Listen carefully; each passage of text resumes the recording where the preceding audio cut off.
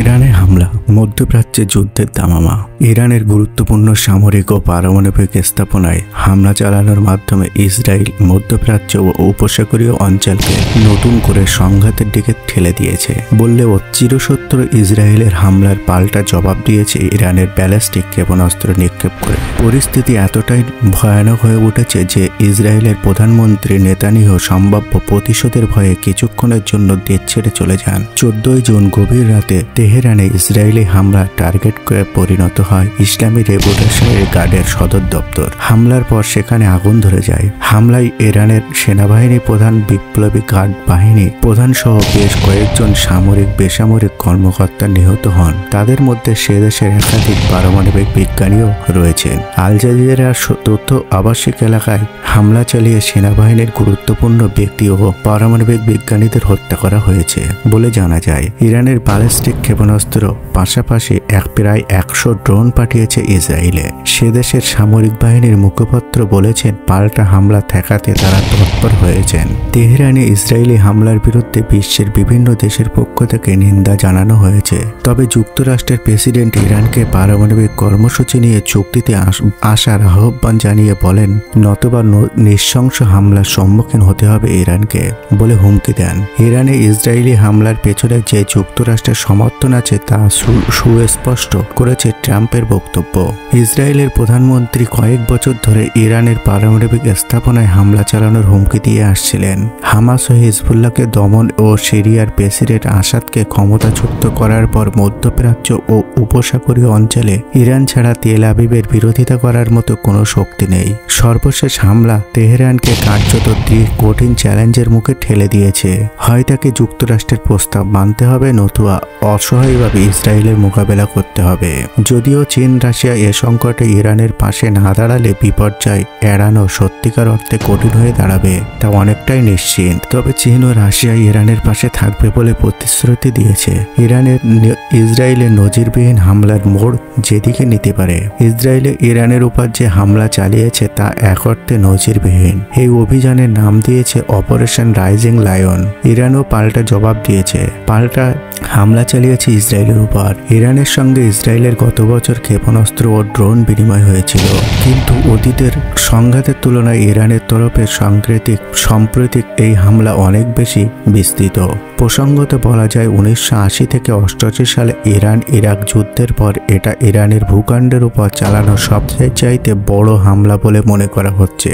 ভোরের আলো ফোটার আগে ইসরায়েলি বিমান বাহিনী শুধুমাত্র ইরানের পরমাণু কর্মসূচির সঙ্গে সম্পর্কযুক্ত স্থাপনাগুলোকেই নয়, সে দেশের বিমান প্রতিরক্ষা ব্যবস্থা ও ব্যালিস্টিক ক্ষেপণাস্ত্র ঘাঁটিগুলোকেও নিশানা করে হামলা চালায়। ইরানের পাল্টা আঘাতেরও ক্ষমতা কমে যায়। জানা গেছে ইরানের সামরিক কমান্ড এবং পারমাণবিক বিজ্ঞানীদের মধ্যে প্রধান ব্যক্তিবর্গদের সঠিক অবস্থান চিহ্নিত করতে সাহায্য করেছিল ইসরায়েলি গোয়েন্দা সংস্থা মোসাদ। ইসরায়েলের তরফে জানানো হয়েছে এই অভিযানে আইআরজিসির প্রধান ও মূলধারার সশস্ত্র বাহিনীর প্রধান এবং আইআরজিসির বিমান বাহিনীর প্রধানের মৃত্যু হয়েছে। আইআরজিসি 1979 সালে শাহের শাসনকে উৎখাত করে ইসলামী বিপ্লবের ক্ষমতায় আসে। ইরান জানিয়েছে কমপক্ষে সে দেশের 6 জন বিজ্ঞানীর মৃত্যু হয়েছে। ইসরায়েলের গোয়েন্দা সংস্থা সফলভাবে ইরানের নিরাপত্তা ও প্রতিষ্ঠানের একেবারে কেন্দ্রস্থলে প্রবেশ করে আঘাত এনেছে এবং এটা প্রমাণ করে দিয়েছে যে কেউই আর নিরাপদ নয়। ইরানের রাষ্ট্রীয় টেলিভিশনের সংবাদে 78 জনের মৃত্যুর কথা জানানো হয়েছে। নিহতদের মধ্যে শিশু সহ বেসামরিক নাগরিক রয়েছে বলেও জানানো হয়। মোসাদ ইরানের ভিতর থেকে ড্রোন হামলা চালাতে সক্ষম হয়েছে বলেও জানা গেছে। তবে এই পুরো অভিযানের প্রাথমিক লক্ষ্য ছিল পারমাণবিক স্থাপনা এবং আইআরজিসির ঘাঁটি। দীর্ঘ সময় ধরে ইরান ইসরায়েল একটা যুদ্ধের মোড়ের দিকে যাচ্ছিল এবং দীর্ঘ সময় ধরে ইসরায়েল ঠিক এই কাজটাই করতে চেয়েছিল। এই হামলা ইরানকে নাড়িয়ে দিয়েছে। হতে পারে এটা একটা সূচনা মাত্র, হতে পারে ইসরায়েলের তালিকায় সম্ভাব্য আরো লক্ষ্যবস্তু রয়েছে যেখানে আঘাত এনে ইরানকে আরো প্রভাবিত করতে চায় তারা। এর মধ্যে কিছু লক্ষ্যবস্তু ইসরায়েলের নাগালের বাইরেও থাকতে পারে। হতে পারে সেই সমস্ত লক্ষ্যবস্তু শক্ত পাথরের নিচে শক্তিশালী ঘাঁটিতে গভীর ভূখণ্ডে বা ভূগর্ভে রাখা আছে। এখন প্রশ্ন হলো, ইসরায়েলের এই হামলার কারণ কি? কেন এই সময় তারা হামলার পথ বেছে নিয়েছে? লক্ষ্য হলো ইরানের পরমাণু কর্মসূচি। ইসরায়েলের বেশ কয়েকটা পশ্চিমা দেশ সন্দেহ করে ইরান গোপনে ব্রেকডাউন সক্ষমতা গড়ে তুলেছে। ব্রেকডাউন সক্ষমতার অর্থ হলো কোনো দেশের পারমাণবিক অস্ত্র তৈরি এবং তার দ্রুত মোতায়েন করার ক্ষমতা। এখান থেকে ফেরার কোনো পথ নেই ইরানের। ইরান অবশ্য তাদের বিরুদ্ধে ওঠা এই অভিযোগ অস্বীকার করেছে। ইরান সবসময় জোর দিয়ে বলেছে ইরানের বেসামরিক পারমাণবিক কর্মসূচি আছে, যার জন্য তারা রাশিয়ার কাছ থেকে সহায়তা পেয়েছে। এই কর্মসূচির উদ্দেশ্য শান্তিপূর্ণ। গত এক দশক ধরে ইরানের পারমাণবিক অগ্রগতিকে ধীর করতে এবং তা পিছিয়ে দেওয়ার জন্য চেষ্টা চালাচ্ছে ইসরায়েল। বিভিন্ন মাত্রায় তারা প্রচেষ্টা চালিয়ে যাচ্ছে। অজ্ঞাত আততায়ীর হাতে কিছু বছর আগে রহস্যজনকভাবে ইরানি বিজ্ঞানীদের মৃত্যু হয়েছিল। তেহরানের কাছে এক নির্জন রাস্তায় রিমোট কন্ট্রোল মেশিন গানের গুলিতে মৃত্যু হয়েছিল পারমাণবিক কর্মসূচির প্রধান ব্রিগেডিয়ার জেনারেল ফাখরুজ্জাদের। সালটা ছিল 2020। তবে সেখানেও ইসরায়েলের হাত থাকতে পারে বলে অনুমান করা যায়। এর আগে ইরানের সেন্ট্রিফিউজ সিস্টেমকে নষ্ট করতে মার্কিন ও ইসরায়েলের সার্ভার গোয়েন্দারা স্টাকনেট সংকেতিক নামক নামযুক্ত বিধ্বংসী কম্পিউটার ভাইরাস ব্যবহার করেছিল। এর ফলে সেগুলো নিয়ন্ত্রণের বাইরে চলে যায় ইরানের। সেন্ট্রিফিউজ সিস্টেম ইরানের পারমাণবিক কর্মসূচির একটা গুরুত্বপূর্ণ অংশ। চলতি সপ্তাহে জাতিসংঘের পরমাণু পর্যবেক্ষণকারী সংস্থা ইরানের বিরুদ্ধে পারমাণবিক অস্ত্র বিস্তার রোধ ও সংক্রান্ত বাধ্যবাধকতা লঙ্ঘন করার অভিযোগ তুলে তাদের জাতিসংঘ ও নিরাপত্তা পরিষদে প্রস্তাব পাঠানোর হুমকি দিয়েছে। ইরানের পরমাণু কর্মসূচি নিয়ে উদ্বেগে দেখা গিয়েছে, বিশেষত সেদেশ উচ্চ সমৃদ্ধ ইউরেনিয়াম মজুত রাখাকে কেন্দ্র করে। এই ইউরেনিয়াম 60% পর্যন্ত সমৃদ্ধ হয়েছে, যা বেসামরিক পারমাণবিক শক্তি উৎপাদনের জন্য প্রয়োজনীয় স্তরের চেয়ে অনেক বেশি। কিন্তু বোমা তৈরির শুরু করার মতো প্রয়োজনীয় স্তরের চেয়ে তুলনামূলকভাবে কম। ইরানের পরমাণু কর্মসূচির উপর লাগাম কষতে একটা যৌথ পরিকল্পনা করেছে আমেরিকা ও ইসরায়েল। 2015 সালে ব্যারাক ওবামার সময় ইরানের সঙ্গে যে দেশের পারমাণবিক কর্মকাণ্ডে লাগাম টানার উদ্দেশ্যে একটা চুক্তি স্বাক্ষর করা হয়, কিন্তু ডোনাল্ড ট্রাম্প ক্ষমতায় আসার পর বিশ্বে সবচেয়ে খারাপ চুক্তি বলে অভিহিত করে যুক্তরাষ্ট্রকে এই চুক্তি থেকে সরিয়ে নেন। পরের বছর ইরান ওই চুক্তি মেনে চলা বন্ধ করে দেয়। আসলে ইরান ছাড়া কেউই চায় না যে এই ইসলামী প্রজাতন্ত্র পারমাণবিক ক্ষমতার অধিকারী হোক। ইসরায়েলের মতো ছোট্ট দেশ, যার জনসংখ্যা 95 লক্ষ, পরমাণু শক্তিধর ইরানকে তাদের অস্তিত্বের জন্য হুমকি হিসেবে মনে করে। এর নৈপথ্য কারণ হিসেবে উল্লেখ করা যেতে পারে ইরানের বিভিন্ন গোষ্ঠী এবং ব্যক্তিত্বদের অসংখ্য বিবৃতি, যেখানে তারা ইসরায়েলকে ধ্বংস করার ডাক দিয়েছে।